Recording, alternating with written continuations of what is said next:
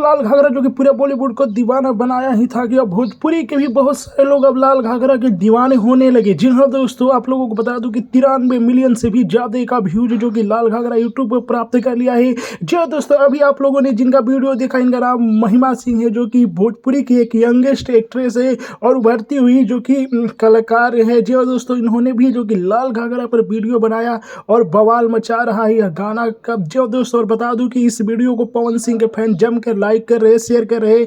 आप लोगों को महिमा सिंह का वीडियो कैसा लगा लाल घाघरे पर कमेंट में बताइएगा। बताते चलो कि पवन सिंह का हरी हरी ओढ़नी जो कि सबसे तेजी से 10 मिलियन व्यूज प्राप्त करके एक नया इतिहास बना दिया भोजपुरी में। वहीं पर जननायक फिल्म पर भी जो कि आ रहा है एक बवाल गाना। जी हाँ दोस्तों, एक अलग हट के गाना होगा।